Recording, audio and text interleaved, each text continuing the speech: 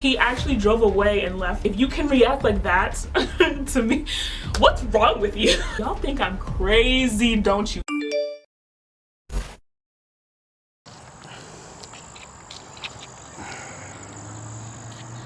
Wait, is that? Hey! You really tried to run. You really tried it. I can't believe. Like, what have you did? Relax. What is wrong with you? Sit down. Sit down. Sit. Okay. Do something. Square up. I swear. I want to punch you. You want to die? Do you want to die? Cause let me know. Let me know. I want to hit you in the back of your fat head. Yes, I said that. Now do your intro. You said not to. I said do your intro. Hey guys, what's up? It's your Doris. Welcome back. Disappeared for 7 months. I can't. So I know I've been gone for a little bit. A little bit.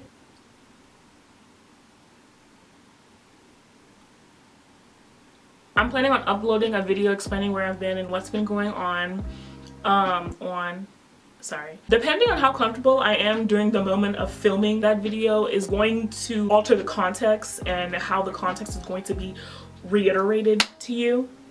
Reiterated, I said it. So you're either gonna get a very surface level explanation, just basic details, or I'm gonna be snot-nosed crying on YouTube. I know you guys are all here for the update with my Russian Canadian boyfriend. That's a lot to say. RC boyfriend. I'm here to tell you that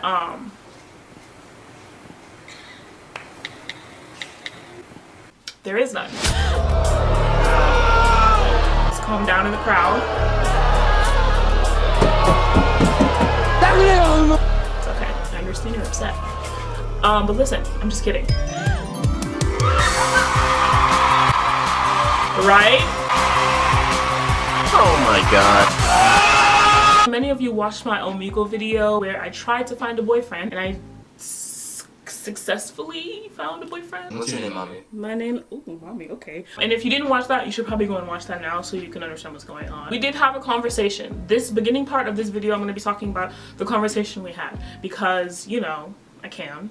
It started from Snapchat. Snapchat deletes messages. Don't remember what we were talking about. I know it was nothing important. It was just like, hey, what's up? What you up to? Yada, yada, yada. But eventually I did give him my number. Oops, sorry. I was looking for humility. And we set up a time to talk and just get to know each other. So I did record the conversation. No, it's not weird. It was for research purposes to gather analytical data and to remember what happened in the conversation so I can deliver. I'm not gonna let you judge me. But now the problem is I do not feel like going through that 2-hour conversation. The entire FaceTime was the same deal as it was in Omegle. He was just as flirty. Same very interesting stories. I didn't really have a lot to say. I think that's my issue when it comes to meeting new people. I don't do anything. Nothing interesting at least. Okay, he is a really nice person, but I did notice a few red flags that I do remember from the conversation. Listen, I met the dude on Omegle. I wasn't thinking anything serious was gonna come out of it. If we do continue to talk, that's cool. If we don't, that's cool. I think because I wasn't so infatuated with him, I was able to notice these red flags and be like, I don't like that much. I'm not a fan of what he said. Well, I remember 2 things he said that made me kind of feel weird. This might not be a thing for you. So the first thing, in the Omegle video, he was talking about his ex and he was saying she cheated on him. He's, you know, calling her a B-word, cursing her out. She deserved it anyway, she deserved it. Oh, okay, wow. I understand you're probably still upset about that situation. But that's one thing. During the conversation, he brought up another ex, and I noticed that whenever he's talking about his exes, he seems very upset. But I remember hearing from somewhere that guys who talk so badly about their exes, you should pay attention to that. And I did pay attention to that. I mean, I understand disliking somebody, but you have a really strong hate for this individual. So the second thing he told me that was like, what? Excuse me, say that again? It's kind of in the same realm about his ex-girlfriend. I'm not sure if this was the same ex-girlfriend or another one, but he told me he was driving somewhere with his girlfriend and they were having a very heated argument. I guess it was so heated that in the middle of the argument, he stopped the car and told her to get out. And I'm thinking she was so mad she got out, or he was so mad he told her to get out. She got out and got back in. He actually drove away and left her. Like, he didn't come back for her. No, because I asked him, I was like, oh, so you came back for her though? He's like, no, I didn't. Oh, I was like, was she safe? Did she get home? He said, yeah, she found her way home. That concerned me. For me, I put myself in that position. If I was arguing with him, what would he do to me? Would he actually leave me in the street because he's mad? She's a runner, she's a track star. She gon' run away when you get. Not my cup of tea. So that was one thing that kind of concerned me. The second red flag, we had a moment where we were talking about what we look for in our partners. It was something like that. And I gave my own opinions and how I felt about stuff. I like to be fun. Something that... This one's gonna be a tough one because some people understand the way he was wording it was kind of suspicious. Let me just come out and say it. One thing he said he prefers in his girl, he likes PDA. And I was like, okay, that's an interesting thing to tell me on our first conversation. Like, I have to give you PDA. But he kept on specifying that it has to be like in front of his friends. I understand your partner wanting you to hug them in public or hold their hand in public, that's cool. But why did he have to specify his friends? And he said, oh yeah, when I meet a girl, I have to like her and whatnot. And like my boys have to like her. You're a boy. Am I dating your boy? Why? Just wanted to quickly add, it's okay to take opinions from those important people in your life, especially if you really value what they have to say. But ultimately, it's your life, and what you say goes when it comes to your life. Just wanted to shut up. Just wanted to say that. Okay, bye. I don't know. I just noticed that he really needs his friends' approval. That's what it seems like. And then some of the stuff he did in his relationship. So those are a few red flags to me that I was like, As I said before, I didn't see it going anywhere. I really thought it was gonna end. I wasn't taking anything seriously. It's just like, what do you...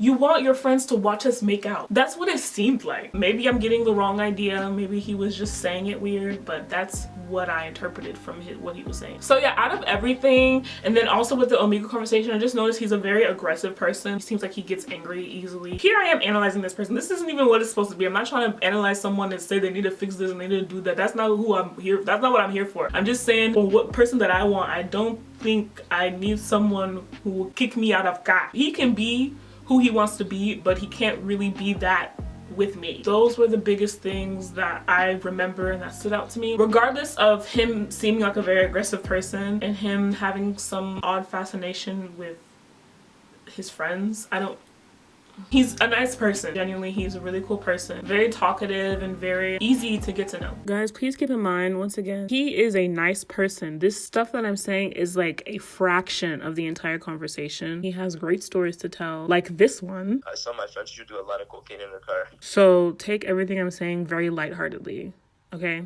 That's it. All right, bye. That's that with that 2-hour conversation. So after that conversation, everything died. It just died. Everything disappeared. Gone. Before my eyes. He did not message me the next day. Nothing happened. No conversation. No second call. So, you know, the normal conclusion to come to is that he was no longer interested or he had moved on like any other human being is allowed to do, right? He hates me and I suck at everything. It's just the normal conclusion to come to. If someone doesn't message you back, you kind of wonder, even if you didn't really care, you're gonna wonder what happened if you did something wrong. I was curious. So after like a day, I got over it. And I also did come to the realization that he was probably waiting for me to message him. But I ain't gonna do that. No. And I know you're probably saying, well, what type of double standard is that? You don't want to message him, but you want him to message you first? Yes.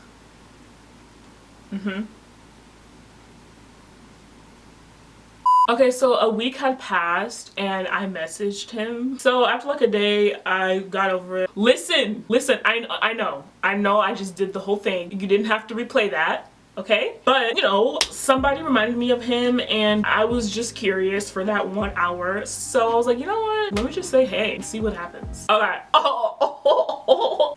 Oh, I thought I called him by accident. That would have been so embarrassing. But I sent him, so you're a stranger now, huh? And then he said, LMAO, my bad, I've been busy. What you been doing?